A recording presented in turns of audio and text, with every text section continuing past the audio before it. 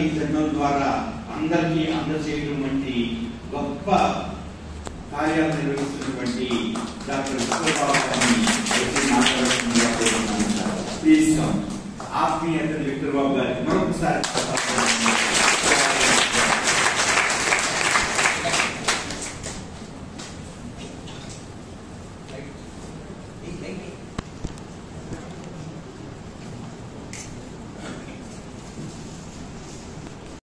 చేసినటువంటి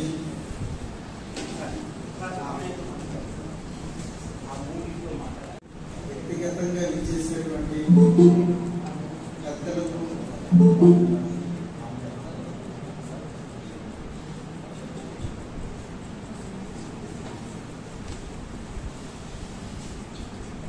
అంతర్జాతీయ ఆన్లైన్లో శుభాకాంక్షలు తెలియజేసినటువంటి లక్కిరెడ్డి అనిమిరెడ్డి గారికి ఇంకా చెప్పబోయేటువంటి భక్తులందరికీ కూడా నా హృదయపూర్వక శుభాకాంక్షలు తెలియజేస్తున్నాను.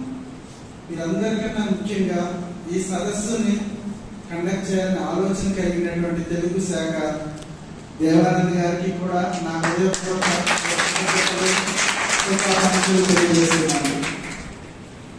ఈ ప్రస్తుతం యొక్క మనం ఏదైతే వింటున్నామో తరతరాల తెలుగు వారి చరిత్ర ఏదైతే ఉందో దానిలో జానపద కళలకు సంబంధించిన విషయాలు చాలా నేను అనుకోలేదు. యాక్చువల్గా వేరే దేశాలకు వెళ్ళాలి, ఉద్యోగాలు చేయాలి, అక్కడికి వెళ్ళి అనే ఆలోచన నాకు లేదు. కానీ మీ అందరికీ కూడా ఒక్కొక్కరికి ఒక ఆశయం ఉంటుంది. ఆశయాలు నెరవేర్చుకోవాలంటే ఇదే సరైన సమయం. ఈ డిగ్రీ కాలేజీ, ఈ సమయమే చాలా ప్రాముఖ్యమైన విషయం.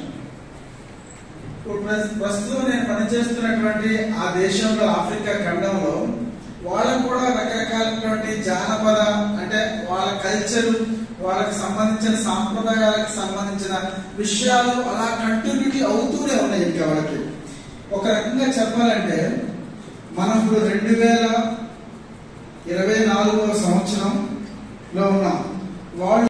వాటిని ఎప్పుడు కూడా డినై చేయలేదు, వాటిని వదిలిపెట్టలేదు. వాళ్ళకి ఏ కార్యక్రమం జరిగినా సరే, మనకి ఫెస్టివల్స్ జరుగుతూ ఉంటాయి, సంక్రాంతి, దసరా, లేకపోతే మనం లోకల్ కూడా చాలా ఫెస్టివల్స్ జరుపుకుంటూ ఉంటాం. వాళ్ళు కూడా అలాగే జరుపుకుంటూ ఉంటారు ఆఫ్రికాలో.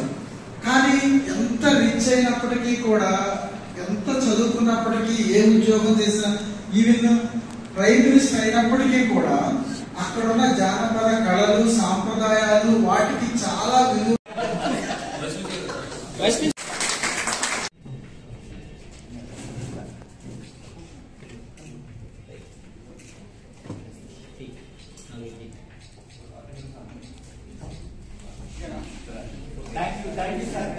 మరి వేదికగా మన దేవానంద రెడ్డి సార్ గారికి, అలాగే ఇక్కడికి వచ్చేసినటువంటి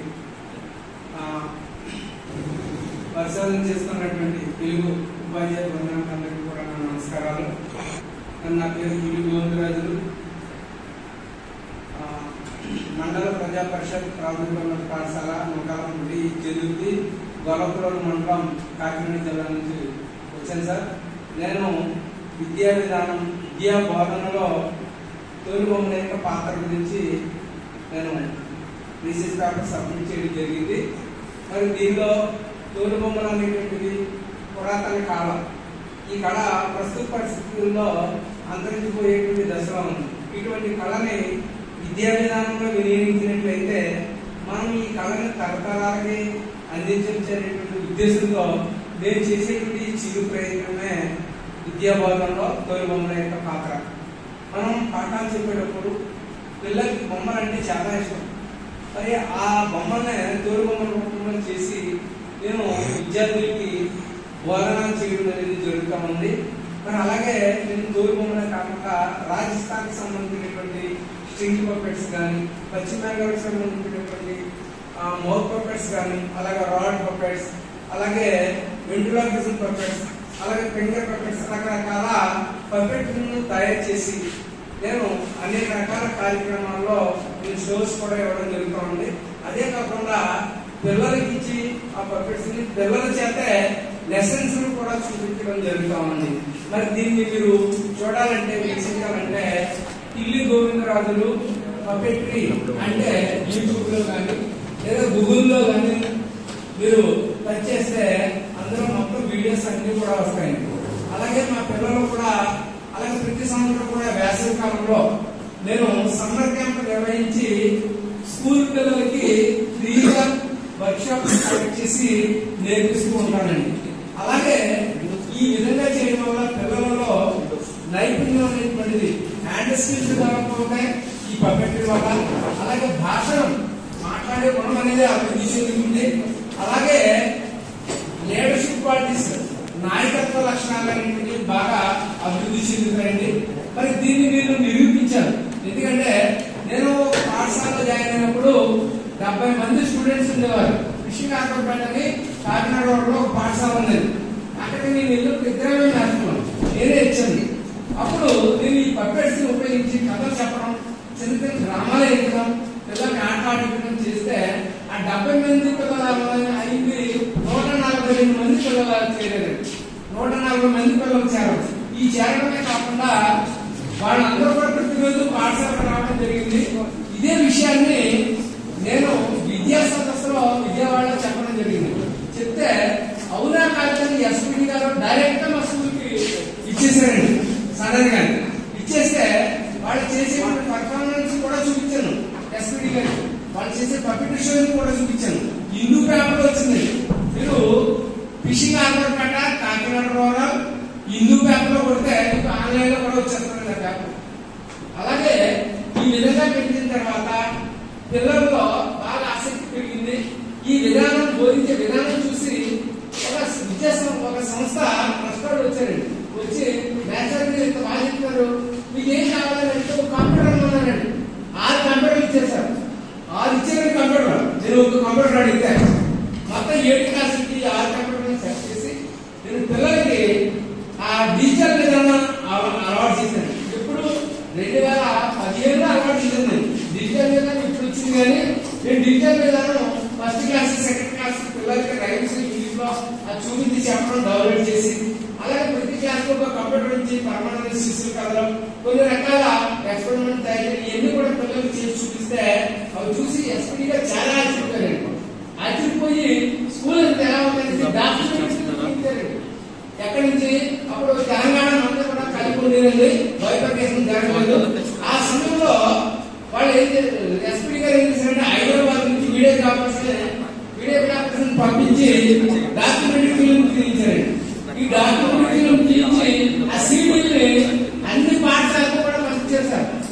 అన్ని పాఠశాలకు కూడా పంపించారండి. మరి ఈ విధంగా పప్పెట్ల ద్వారా పిల్లల్లో విద్య అలాగే ఇదే కాకుండా డెంగ్యూ వ్యాధి వచ్చినప్పుడు డెంగ్యూ వ్యాధి సిగ్గు వ్యాధి వచ్చినప్పుడు దాని గురించి కూడా నేను పప్పెట్ తయారు చేసి పిల్లలతో ఇలా చేయించడం జరిగింది. అలాగే నేషనల్ లెవెల్లో పప్పెట్రీ షార్ట్ ఫిల్మ్ లో సెకండ్ వచ్చింది. పిల్లల ఎగ్జిబిట్ లో కన్సలేషన్ వచ్చింది. అది నేను చాలా గర్వపడుతున్నాను. అలాగే ఇండియన్ టాయ్ ఫేర్ లో కూడా నేను సెలెక్ట్ అవ్వడం జరిగింది. టాయ్ ఫేర్ కి మన ఎస్కేట్ వాళ్ళు సెలెక్ట్ చేశారు. అందులో సెలెక్ట్ అయిన పప్పెట్స్ నేషనల్ స్థాయికి వెళ్ళింది. పిఎం ప్రైమ్ మినిస్టర్ గారు వర్చువల్ గా నా స్టాల్ ని ఓపెన్ చేశారండి. అది నేను గర్వంగా భావిస్తున్నాను. మరి ఈ అవకాశం ధన్యవాదాలు తెలియజేస్తాను sir. Thank you sir. Thank you. కొత్త నగరాలు కనిపెడుతూనే ఉన్నారు. ఆ నగరాన్ని మన చలనచిత్ర పరిశ్రమ వాళ్ళు అడాప్ట్ చేసుకుని ఇంకా మంచి మంచి ధన్యవాదాలు. ఒక సరస్వతి నిలయంగా అందించింది ఇక్కడ ఈ వాతావరణం చూస్తుంటే. అయితే నేను ఇక్కడ రావడం, ఇక్కడ చెప్పినటువంటి నేను చేస్తున్నటువంటి ఈ జానపద పరిచయం కాదని అనుకుంటాను. ఇక్కడ నా పేరు తారకేశ్వర్, డాక్టర్ ఎన్ఎం తారకేశ్వర్, అనంతపురం నుంచి వచ్చిన ఎస్కే యూనివర్సిటీ.